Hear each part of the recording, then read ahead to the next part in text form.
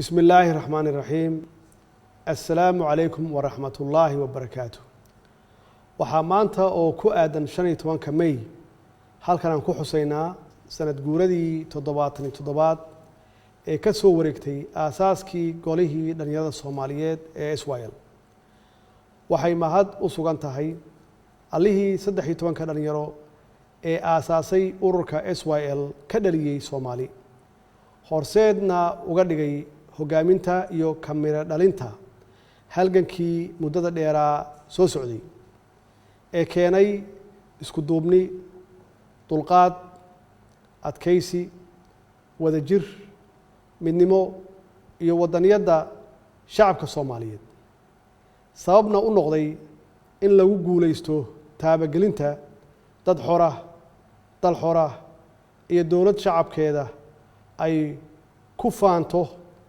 oo karaamo iyo sharaf ku leh ummadaha kale ee caalamka halyeeyadii Israel waxay baal dahab ah kaga jiraan sooyaalka dalkeena Soomaaliyeed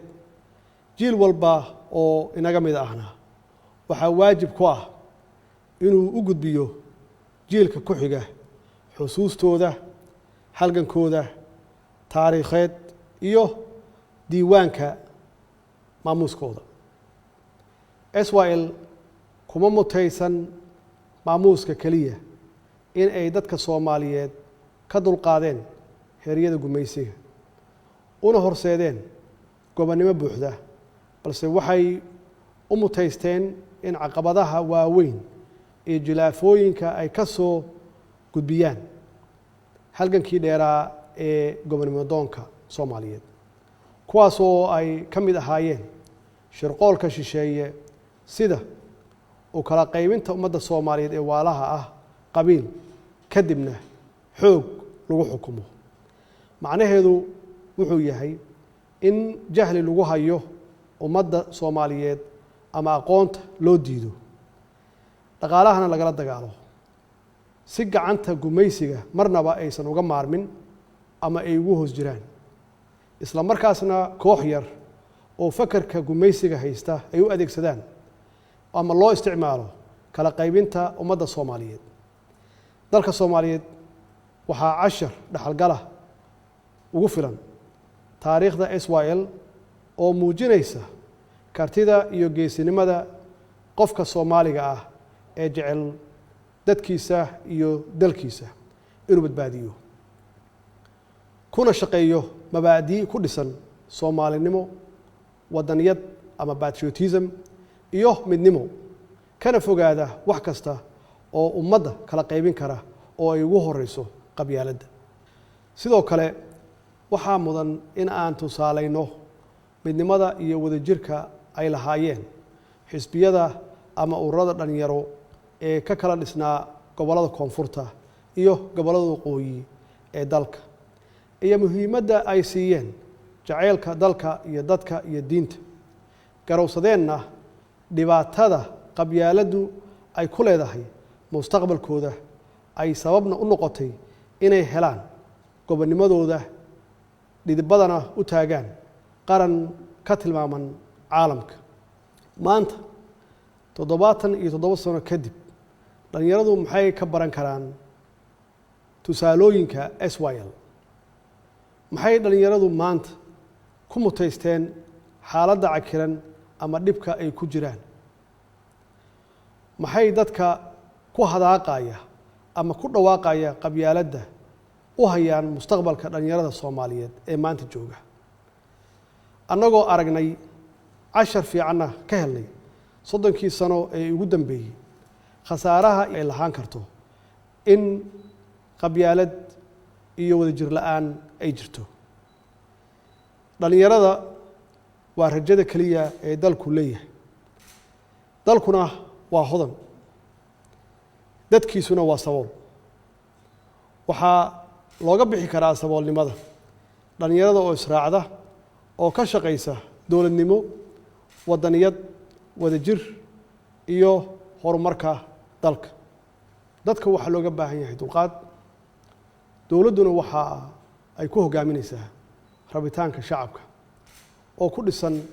dimuqraadiyad iyo doorasho xalaal ah sida dalalka hore u maray. dowladdu waxaa ka go'an in tallaabadaas ay horey u qaaddo sida aan uga shaqeynay dowlad wanaag,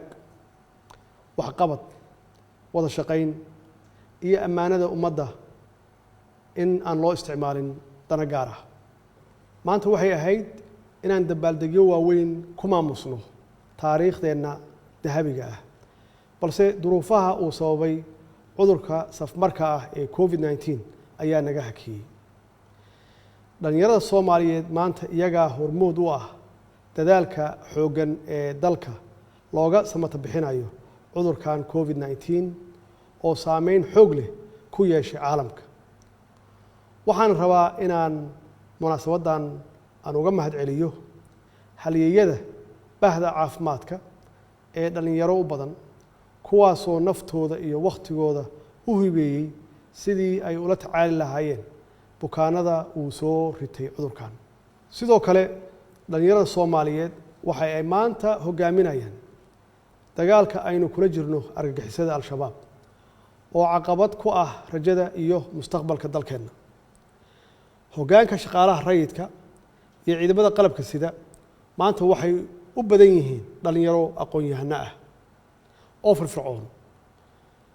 kuwaas oo isbeddel muuqda ama la taaban karo ku sameeyey shaqaalaha dowladda iyo ciidanka qalabka sida shaqo iyo niyad ahaanba. waxaa xaqiiq ah in dowladdu ay dhaxashay xanaan dhaqaale oo aada u hooseeya, deymo tiro badan oo culays ku hayay horumarka dalkeenna, xaalad aad iyo aad u adag oo ay ku noolaayeen kumanaan dhalinyaro Soomaaliyeed oo qaarkood ay ku dhibaataysnaayeen xabsiyo shisheeye iyo xarumo qaxooti. waxaa dowladdu xoog saartay soo celinta adeega aasaasiga ah oo maqan, la dagaalanka musuqmaasuq baahsan oo curyaamiyey soo kabashada dalka. dhammaan arrimahaas oo caqabad ku ahaa rajada dhalinyarada iyo qorshayaasha awoodsiintooda ayaa dowladdu ka howlgashay oo ku guulaysatay inay wax badan ka qabato. waxaa xusid mudan inaan dib u yegleelnay hanaan maaliyadeed oo hufan, daahfuran, kana caagan musuqmaasuqii baahsanaa ee jiray, kaasoo sababay inuu kor u kaco dakhligii dalka iyo kalsoonidii caalamka ay ku qabeen hanaanka maaliyadeenna. muddadii 3 sano ahayd ee lasoo dhaafay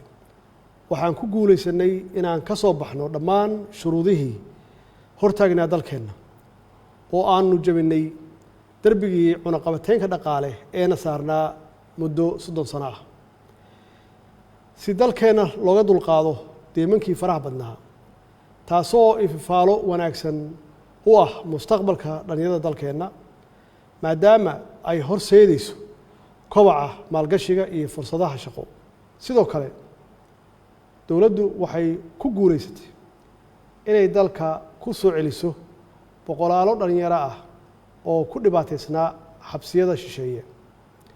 iyagoo maanta si sharaf iyo karaamo leh ugu nool dalkooda. dowladda federaalka Soomaaliya waxaa u degsan qorshe 5 sannadooda oo tilmaamaya meeshii aan shalay ka nimid, heerka maanta aan marayno ama aan joogno, higsigeenna biri iyo himilada aan doonayno inaan gaarsiino shacabka iyo dowladnimada Soomaaliya. waxaa hubaala dhalinyarada Soomaaliyeed meel kasta oo ay joogaan inay farxad gelinayso guulaha taariikhiga ah ee aan ka gaarnay qorshayaashii dib u habeynta hay-adaha amniga, joogteynta xaqsiinta shaqaalaha dowladda, kobcinta dhaqaalaha, awoodsiinta dhanka siyaasadeed ee dhalinyarada, dib u habeynta hay-adaha garsoorka iyo cadaaladda, dhiirigelinta maalgashiga iyo soo celinta maqaamka siyaasadda arrimaha dibadda ee maanta ku tilmaaman inay tahay mid ka turjumaysa rabitaanka iyo aragtida shacabka Soomaaliyeed. dardaarankayga dhalinyaro wuxuu yahay oo aan rabaa inaad fahamtaan muhiimadda ay leedahay ilaalinta danta guud oo loo baahan yahay in la wada ilaashado sida qaranka iyo dowladnimada. waxqabadka dowladnimadu waa hanti dhaxal noo wada ah kulligeen oo dalkoo dhan uu leeyahay. ilaahay waxaan ka baryaynaa inuu naxariistiisii janno siiyo